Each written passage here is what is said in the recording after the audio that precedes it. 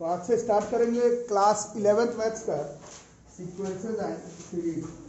बढ़िया चैप्टर है, बेहतर चैप्टर है। रिवीजन लास्ट में जब आप लोग 12th क्लास में रहेंगे, जब जेईई मेंस का एग्जाम, एनडीए का एग्जाम आ चुका होगा, तो जो फटाफट जो चैप्टर रिवाइज हो जाता है उसमें से है सीक्वेंसेस एंड सीरीज। फिर स्कोरिंग चैप्टर भी है, सिर्फ रिवीजन से मतलब नहीं है। Scoring chapter, binomial theorem, sequence series और कोऑर्डिनेट ज्योमेट्री और स्टैटिस्टिक्स।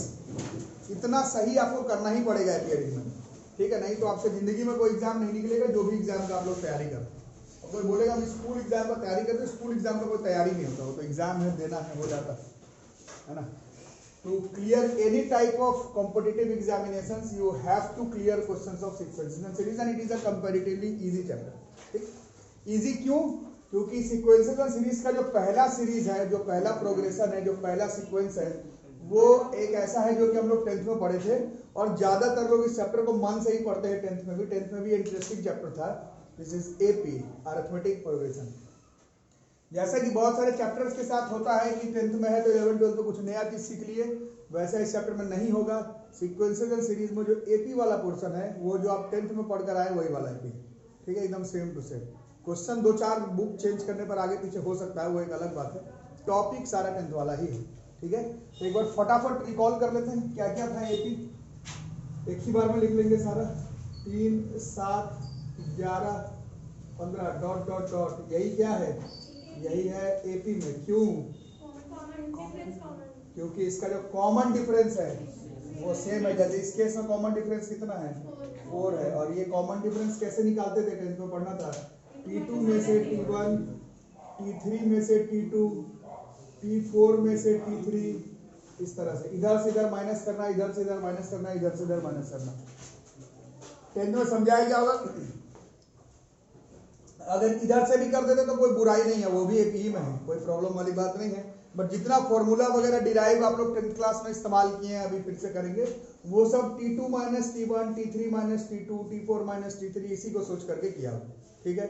बाकी कॉमन डिफरेंस का वैल्यू हर बार पॉजिटिव आए उसका कोई गारंटी नहीं है। कॉमन डिफरेंस तो नेगेटिव में भी आ सकता है। बट पैटर्न फॉलो करेंगे हम लोग। T2 से T1 ही माइनस करेंगे, T3 से T2 ही माइनस करेंगे, T4 से T3 ही माइनस करेंगे, ठीक है? ये आप लोग पढ़े थे 10th में। और क्या था अरिथमेटिक प्रोग्रेशन में 10th क्लास में? ये पहला टर्म है, अगर a है जैसे 3, तो दूसरा वाला 3 प्लस 1 इंटू 4 था, ये ऊपर वाला 3 प्लस 2 इंटू 4 है ना? 4 2 8 3 11। फिर 3 प्लस 3 इंटू 4 है, 4 3 12 3 15। यही पढ़े थे। पहला टर्म ए का होता है a, दूसरा a प्लस ये जो d था तो d, फिर a plus 2d, a plus 3d dot dot dot.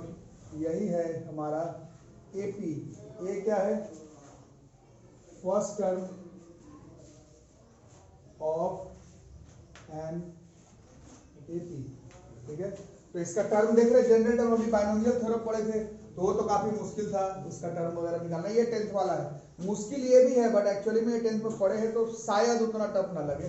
तो ये सेकंड टर्म है तो डी के आगे 1 लिखा हुआ है, थर्ड टर्म है तो डी के आगे 2 लिखा हुआ है, फोर्थ टर्म है तो डी के आगे 3 लिखा हुआ है, मतलब एक कम डी दिख रहा है ना? तो इसका जनरल टर्म का फॉर्मूला होता था ए प्लस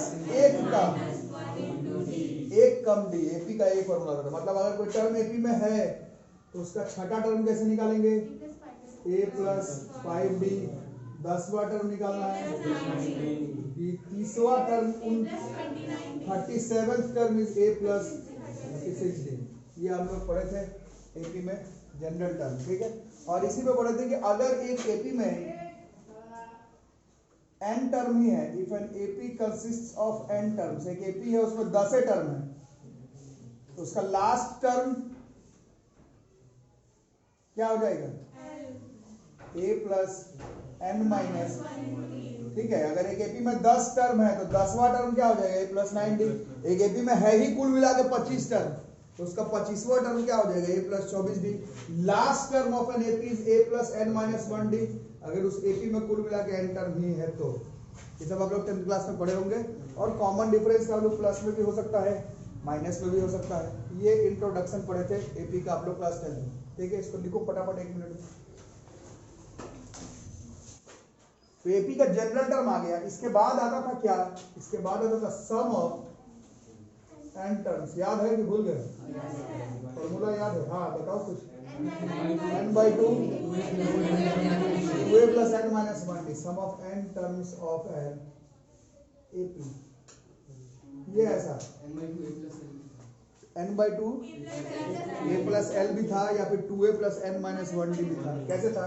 पहला टर्म a अभी लिखे थे, दूसरा टर्म है a plus d, तीसरा टर्म था a plus 2d और जोड़ना है ना, और लास्ट टर्म अभी आप लोग लिखे a plus n minus 1 into d। इसको जोड़ना है, जोड़ के कुछ आएगा, जोड़ के कुछ आएगा, जोड़ के जो आएगा उसको लिख देते हैं SN। ठीक है, इसको जोड़ना है, कुछ आएगा। ठीक है, अभी हम लोग देख रहे थे एक एपी है 3 5 7, उसको 3 + 5 + 7 करो, चाहे 7 + 5 + 3 करो, वो आएगा सेम। इसी एपी को उल्टा करके भी अगर जोड़ दें, इसी एपी को a plus n minus 1d a plus n minus 2d plus dot dot dot उल्टा लिखें a, ऐसा अगर जोड़ दें, अरे समझ में, तो भी अगर पहली बार जोड़ करके SN आया था तो फिर से ऐसे नहीं आएगा। ये स्टेप समझ में आया कि ओवरफ्लो करके आया?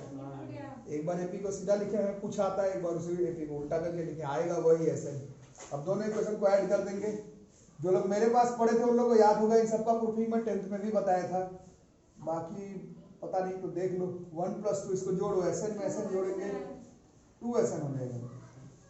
इसको जोड़ो, इसको इसके साथ 2a plus n minus 1d आ रहा है। अब इसको इसके साथ जोड़ो, यहाँ साइड में जोड़ के देख लेते हैं अगर डाउट है तो। एक है a plus d और किसके साथ जोड़ना है, a plus nd minus 2d के साथ जोड़ दो। a plus a plus nd minus d, फिर से n minus 1 कॉमन, ये फिर 2a plus n minus 1d ही आएगा। मतलब इसको भी उतारेंगे तो भी है 2a plus n minus, अगला वाला भी जोड़ते तो वही आता, अगला भी जोड़ते तो वही आता, इसको भी जोड़ के देख लो। इसको भी जब जोड़ोगे तो ये 2a plus, बोलो कोई डाउट है तो क्लियर कर लो, क्योंकि अब कितना दिन एक ही चीज में डाउट रखोगे। अब ये 2a plus n minus 1d एक बार आया, 2 बार आया, 3 बार आया, n बार आया, तो हर बार एक ही चीज आ रहा है, तो इसको n बार 2a plus n minus 1d आ रहा है, लिख सकते हैं ऐसा, और 2 इधर आके डिवाइड हो जाएगा। यही फॉर्मूला 10th में आप लोग पढ़े थे, n/2 2a plus n minus 1d, यही फॉर्मूला आप लोग पढ़े थे 10th क्लास में। This is sum of n terms of N AP, SN बराबर 2a plus n minus 1d, यही फॉर्मूला था, याद भी होगा बहुत लोगों को। ठीक है, इसको और थोड़ा सा तोड़ करके और ऐसे भी लिखते थे, 2a को ऐसे a plus n minus 1d ऐसा लिख सकते हैं क्या? ऐसा इसीलिए लिखे हैं क्योंकि ये तो a है और ये अभी आप लोग देखे हैं लास्ट टर्म का फॉर्मूला। तो अगर लास्ट टर्म किसी एपी का मालूम हो तो सम ऑफ n टर्म्स जो है वो n/2 a plus l से भी आ जाएगा। This is sum of n terms of N AP. और 9 से लेकर के 12th क्लास तक हमेशा मैं ये लेक्चर देते रहता हूँ। मैथ्स में फॉर्मूला प्रूफिंग किसी परीक्षा में नहीं पूछा जाएगा, लेकिन जानना जरूरी है कौन चीज कहाँ से आ रहा है। फिजिक्स केमिस्ट्री में अलग बात है, फिजिक्स केमिस्ट्री में जो तुम फॉर्मूला का प्रूफिंग भी पढ़ रहे हो उसका भी काम है। मैथ में फॉर्मूला का प्रूफिंग सिर्फ सीखने के लिए काम है, ऐसा नहीं कि प्रूफिंग ही तुमसे कहीं पूछ लिया जाए, बट ऐसे होता है। Sum of n terms of N AP लिखो जल्दी से। इसके बाद थर्ड चीज था एपी में, क्लास 10th में आप लोग पढ़े थे, आप लोगों को याद होगा एक एपी में, हाँ ये मीन तो उसके बाद था, उसके पहले था फेमस फॉर्मूला था 10th क्लास का, SN minus SN minus 1 बराबर T है। ये था एपी का सेकंड एक्सरसाइज में 2 3 4 क्वेश्चन एकदम मेजर था। एक एपी में 6 टर्म का सम में से 5 टर्म के सम को माइनस करोगे तो सीधा छठा टर्म ही निकल जाएगा। एपी में 20 टर्म के सम में से 19 टर्म का सम माइनस करोगे सीधा 20वां टर्म निकलेगा। थर्ड एक्सरसाइज जो था एनसीईआरटी का उसमें ये था SN minus SN minus 1। अच्छा बताओ तुम छोटू, क्या नाम ऋषि, सम ऑफ 25 में से सम ऑफ 23 टर्म को माइनस करेंगे क्या आ जाएगा?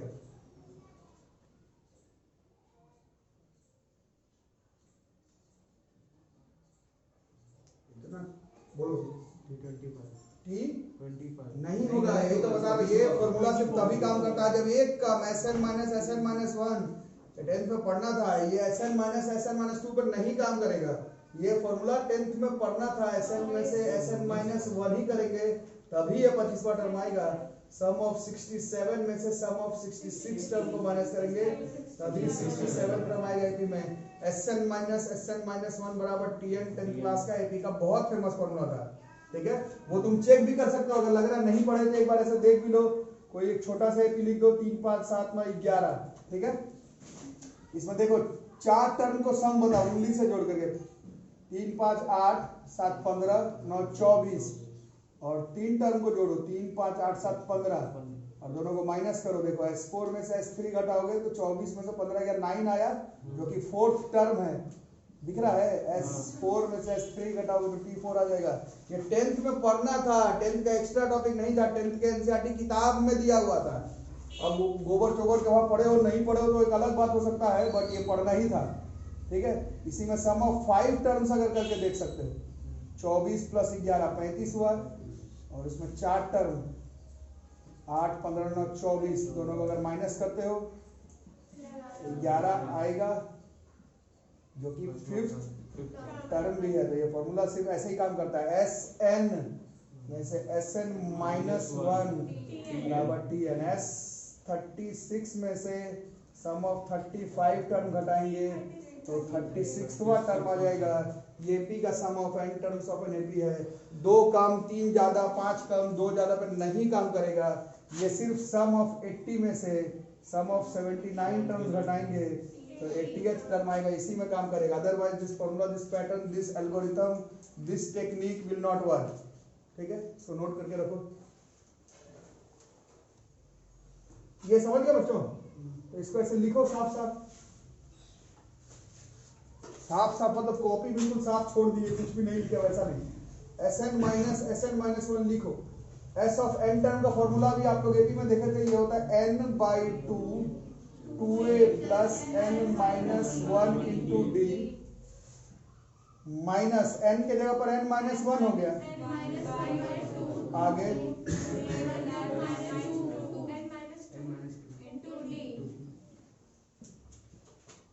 n/2 2a plus n d minus, पहले ऐसे छोड़ देते हैं, n minus 1/2 2a plus n d minus. थोड़ा समझ के करना, ये ऐसे है ना। अब चलो इसका तो कोई उपाय लग नहीं रहा है, मल्टीप्लाई कर लेते हैं। 2an plus n square d minus n d by 2। अब ये माइनस है, अब आराम से कर करके बताओ, पैनिक करके नहीं। माइनस तो सबके साथ है, पहले n के साथ बताना है। चलो बताओ, तुम्ही को बताना है। प्लस प्लस प्लस पहले n के साथ कर लो, n square d minus 2n d. अभी माइनस 1 के साथ आगे प्लस 2 बाई 2 एलसीएम, और this is 2an n square d minus 2n minus n square d plus 2n d plus 2n plus n d. आगे 2n content N square D. अब बोलो। हाँ, मतलब ऐसे है 2a plus 2n d minus 2d by 2 common निकल के कट जाएगा। a plus n d minus d, इसमें a कॉमन मतलब a सामने प्लस n माइनस, और यही किसका फॉर्मूला था, ये Tn का था। तो यहाँ से हम लोग देख सकते हैं कि Sn माइनस 1 से शुरू किए और गेम कहाँ पर खत्म हुआ, तो Sn माइनस 1 बराबर Tn।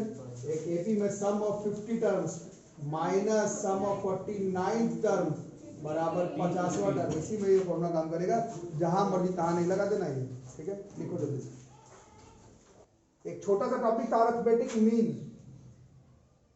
छोटी सी एक टॉपिक थी, उसको लिखते भी हो साथ साथ। अरिथमेटिक मीन सब हो गया तो सिर्फ क्वेश्चन बचा।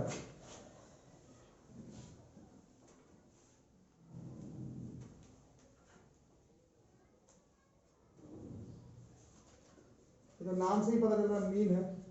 ये ऐसा अगर 3 नंबर ले लो a b is in AP, अगर 3 नंबर मान लो एपी में है, अगर 3 नंबर अगर एपी में है, 3 नंबर अगर एपी में है तो ये जो बीच वाला नंबर है इसी ए को ही हम लोग कहते हैं अरिथमेटिक मीन। ठीक है, ये स्टैटिस्टिक्स से भी आ जाएगा, इस अरिथमेटिक मीन। ये सिर्फ एपी में काम करेगा। ए बी अगर एपी में है और जो कैपिटल ए हो गया लिख रहा हूं मैं, वो जो है वो अरिथमेटिक मीन। मीन का मतलब है 3 नंबर एपी में है तो जो बीच वाला नंबर है दैट इज अरिथमेटिक।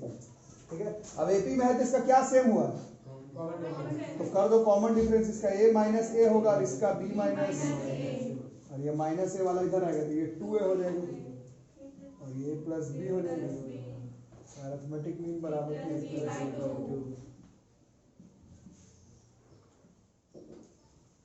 ठीक है, ये अरिथमेटिक मीन। इतना फॉर्मूला 10th में भी था और जनरली होता है 11th में गए तो कुछ नया फॉर्मूला पढ़ेंगे, कोई नया फॉर्मूला नहीं है, इतना ही है। क्वेश्चन बढ़ाना है, एक आध क्वेश्चन 10th के क्लास के लेवल से ऊंचा आपको लग सकता है।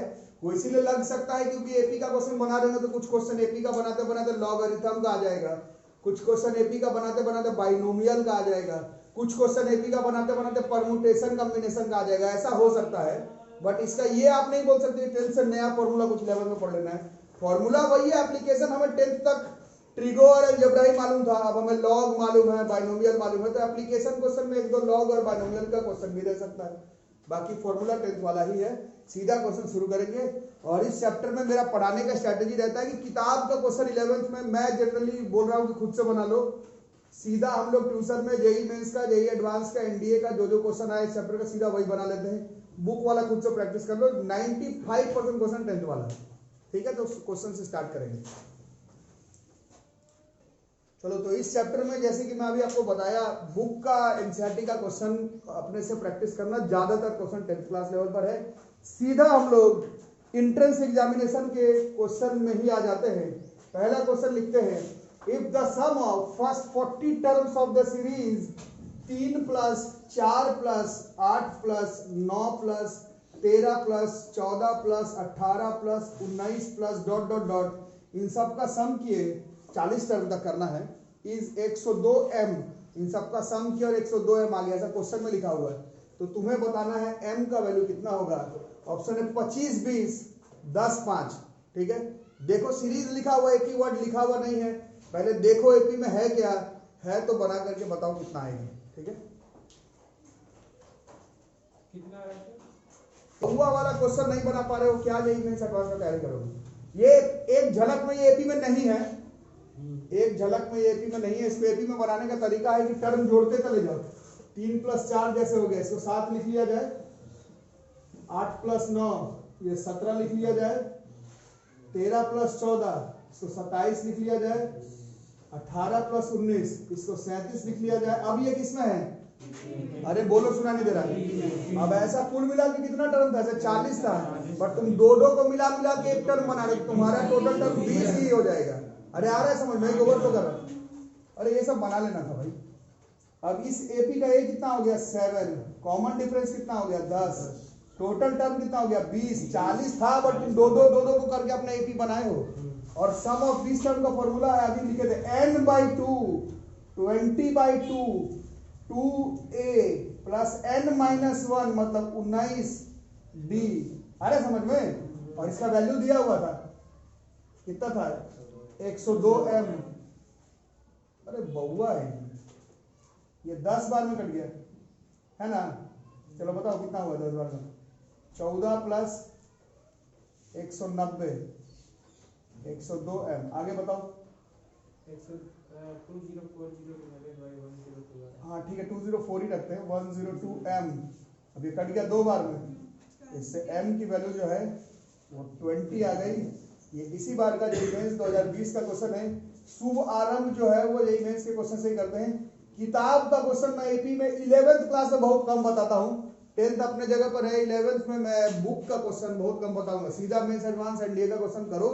मेरा बोलने का मतलब है कि एपी का 11th क्लास का बुक का क्वेश्चन बनाना सिंपली टाइम पास है, सब 10th क्लास लेवल पे क्वेश्चन है, ठीक है।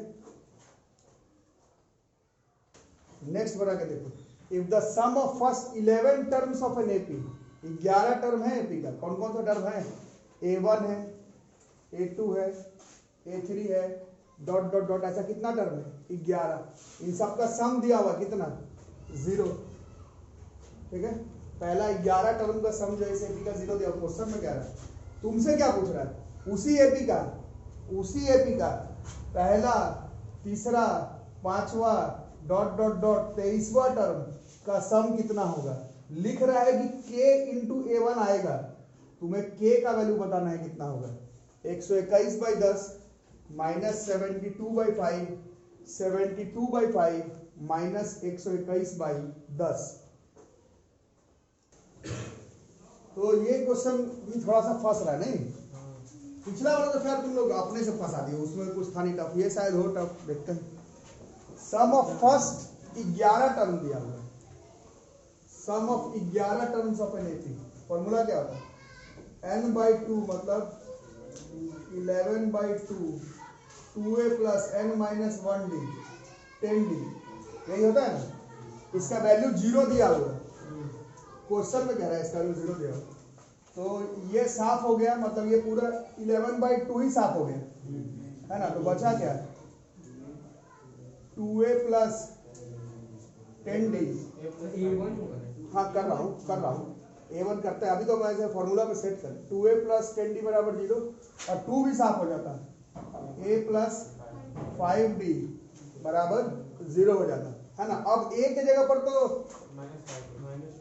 मतलब a के जगह पर इस एपी में नाम A1 लिखा हुआ है, तो आपको तो A1 ही लिखना पड़ेगा, बोला है A1 लिखने का। इसका मतलब है कि A1 का वैल्यू एक्चुअली में -5d है, इसको रखते हैं हाथ में, ठीक है, यहाँ तक आ गया। अब क्या बोल रहा है, कौन कौन से टर्म को जोड़ना है, A1 को, A3 को, A5 को, A23 को, इन सबको सम करना है। कैसे कैसे किया जाए,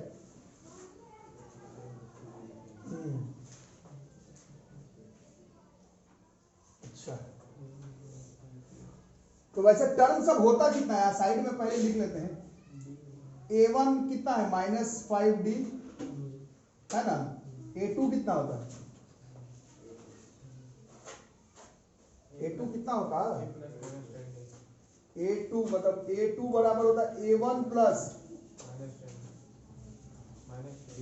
d ना, A1 हो गया -5d प्लस d, मतलब -4d होता है ना। इसका मतलब A3 कितना होता है, फिर ऐसे ही टर्म था, इन सबका सम दिया हुआ, सॉरी माइनस है ना, ये सब दिया। अब हमें किसको किसको पता, इसमें से A1 कौन था, ये था, ये A3 था, ठीक है, ये सब था, ठीक है। इन सब का सम दिया हुआ था, मतलब बताओ किसको किसको जोड़ना है। A1 मतलब कौन, हाँ चलो इधर लिख देता हूँ, A1 plus A3 plus A5 plus dot dot dot A23 तक का, ये KA1 दिया हुआ है, ठीक है। अब A1 एक्चुअली में -5d है, -3d, -d, ऐसा ही होता है, इस पूरे का मतलब KA1 दिया हुआ है, ठीक है। अब ये खुद का एक एपी है, ये खुद भी एक एपी में चल रहा है, इस ए का, इस एपी का है -5d है ना, कॉमन डिफरेंस 2 कैसे, हाँ d होगा ना, d प्लस 2d होगा, प्लस 2d होगा, और टोटल टर्म कितना है ऐसा, A1 A3 A5 कितना हुआ, 11 कैसे, 12 होगा, कैसे, क्या बात कर रहे हो, अरे A1 A3 A5 ऐसे ऐसे छोड़ छोड़ के, तो जैसे एक एक छोड़ रहे हैं तो 22 तक करते तो कितना होगा, 11, ये 23 है, वैसे 12 टर्म होगा, गिन के दिखाओ, 1 से 23 गिनो, एक एक छोड़ के 12 टर्म आएगा। अरे आ रहा है समझ में, ऐसे करने में नहीं, डिस्कशन में भाग लिया 12। इसका सम का क्या फॉर्मूला होगा, n/2 मतलब 12/2 2a plus n - 1 11d, capital D लिखना पड़ेगा, ठीक है। और ये दिया हुआ था हमारा कि A1, ये 6 बार में कट गया 6, इसका A -5D था, ये माइनस नहीं, ये स्मॉल डी है वो कैपिटल है, थोड़ा समझ के करना होगा सर। वहाँ पे -10D हो जाएगा ना? हाँ ठीक है, यहाँ हो जाएगा -10D है ना, ठीक है। और ये 11 × D तो ये 22D टू के A1। अब बताओ 12 जमाई कौन ले रहा है क्लास में? शेषनाग, तुम ही थे वो। चलो अब बताओ ये कितना हो गया? 78D बराबर के A1। अब भैया हाँ बिल्कुल A1 के जगह पर -5D यहाँ निकालो, यहाँ पर 78D बराबर के इंटू A1 के जगह पर -5D, डी कट गया, के बराबर -78/5। तो ऑप्शन शायद गलत पड़ गया या बनाने में कहीं पर सिली सा मिस्टेक हो गया, इधर क्वेश्चन गलत पड़ा है या फिर बनाए गलत, इंटू गलत हो गया। 12 6 जा 72 होता है ना, यहाँ पर 12 6 जा 72 72/5।